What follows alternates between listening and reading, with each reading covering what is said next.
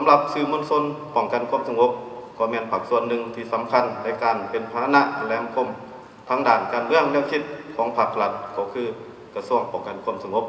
ในการเฮ็ดหน้าที่โฆษณาเผยแพร่สกัดกั้นและตอบโต้ข้อมูลข่าวสารที่บิดเบือนความจริงเพื่อปกปักรักษาความสงบเป็นระเบียบเรียบร้อยและความมั่นคงของชาติสื่อมวลชนป้องกันความสงบรวมมีสื่อหนังสือพิมพ์วารสารวิทยุโทรภาพและ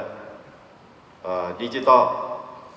ได้เป็นกระบอกเสียงที่จงรักภักดีในการโฆษณาเผยแพร่แนวทางนโยบายของพรรคระเบียบกฎหมายของรัฐนิติกรรมต่างๆที่เกี่ยวข้องกับอย่างงานป้องกันศาสตร์ป้องกันความสงบเป็นศูนย์รวมข้อมูลข่าวสารด้านความสงบเฮ็ดหน้าที่ส่องแสงรายงานข่าวสารเหตุการณ์และผลงานการเคลื่อนไหวของกำลังป้องกันความสงบแต่ศูนย์กลางลงบอกท้องถิ่นโดยผ่านสื่อดังเดิมและสื่อแบบใหม่คือสื่อออนไลน์ให้สังคมรับรู้อย่างถูกต้องและทันการสำหรับสื่อมวลชนป้องกันความสงบกับการตอบโต้ข่าวบิดเบือนให้มีความว่องไวและทันสภาพการในระยะผ่านมาสื่อมวลชนของกำลังป้องกันความสงบได้เป็นเจ้าการติดตามกวดก้าข้อมูลข่าวสารทางออนไลน์ที่บิดเบือนความจริงพร้อมทั้งรายงานขันเทิงเพื่อขอทิศชี้นำในการตอบโต้อย่างเป็นระบบและถือขั้นตอนสื่อมวลชนป้องกันความสงบได้เคลื่อนไหวตอบโต้ข่าวบิดเบือน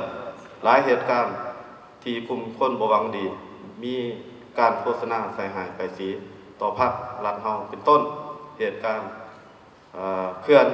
เซเปียนเซน้ำน้อยโครงการเส้นทางรถไฟลอยจีนการระบาดของพยาธิโควิด -19 ปัญหาเศรษฐกิจยาเสพติดอาชญากรรมทางโทรคมทางโทรคมซึ่งก็แม่นปัญหาสแกมเมอร์คือดังประดาซ้ายได้รับรู้ในปัจจุบันแล้วก็ปัญหาอื่นวันนี้ในต่อหน้าเพื่อรับประกันให้การตอบโต้ได้ข่าวบิดเบือนโดยเฉพาะข่าวที่พัวพันกับความสงบและข่าวอื่นๆให้ท่านสภาพการสื่อมวลชนป้องกันความสงบจะได้สมใส่บรรดานาเวียกเป็นต้นอันที่หนึ่งการหันเป็นดิจิตอลและนำใส่เทคโนโลยี AI ในการกวดจับจะได้จัดตั้งและนำใส่ระบบซอฟต์แวร์ที่สามารถกวดจับวิเคราะห์และแจ้งเตือนข่าวปลอมหรือหางเสียงลบที่พัวพันถึงเบียกงานป้องกันความสงบอยู่ทางสื่อออนไลน์เป็นต้นกันทั้งผ่านทาง Facebook TikTok YouTube และสื่อสังคมออนไลน์อื่นๆเพื่อให้เจ้าหน้าที่สามารถเข้าแก้ไขได้ตั้งแต่หัวทีรวบรวมกลอุบายรูปแบบการบิดเบือนและบัญชีเพจ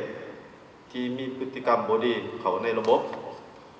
เพื่อสะดวกในการติดตามและดำเนินคดีทางกฎหมาย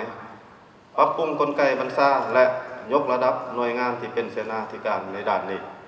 อันที่สองจะสร้างกลไกพิเศษที่ช่วยให้สามารถ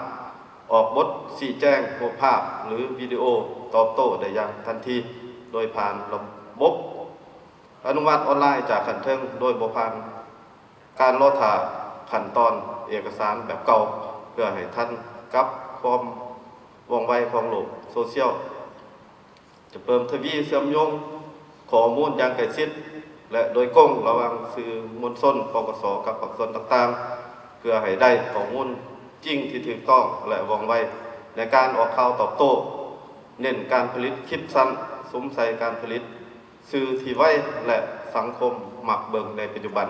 รวมทั้งการถ่ายทอดสดแถลงข่าวเพื่อหักล้างข่าวปลอมอย่างทันการด้วยหลักฐานที่น่าเชื่อถือสร้างนักข่าวดิจิตอลฝึกอบรมให้นักข่าวสามารถถ่ายตัดต่อและโพสต์ชี้แจงข้อเท็จจริงให้ท่านได้ทันทีจากภาคสนามหรือจุดเกิดเหตุโดยนำใส่เพียงแต่โทรศัพท์มือถือและอุปกรณ์เคลื่อนที่ปัญหาที่3จะสร้างกลไกส่งต่อข้อมูลความจริงให้แก่สื่อมวลชนแห่งชาติสื่อกองทัพเพจออนไลน์และสื่อมวลชนแขนงการต่างๆนับทั้งขันศูนย์กลางและท้องถิ่นเพื่อช่วยส่งข้อมูลที่ถูกต้องในการตอบต้านกระแสข่าวปลอมสร้างจิตสำนึกให้ประชาชนบ่หลงเชื่อ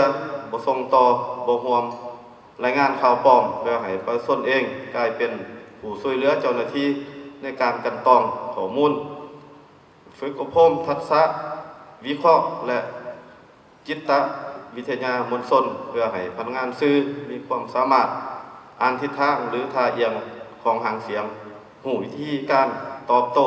ที่นิ่มนวลแต่เด็ดขาด และสามารถดึงดูดสร้างความเชื่อมั่นของสังคมกลับคืนมาได้อย่างมีศิลปะเฮ็ดให้ทุกช่องทางสื่อของกำลังป้องกันความสงบกลายเป็นบนอิงที่น่าเชื่อถือ เมื่อใดมีข่าวที่สร้างความสับสนในสังคมสื่อมวลชนปกสจะเป็นสื่อทบิดในการสร้างในการสนองความจริงเพื่อต้านข่าวปลอมและรักษาความสงบ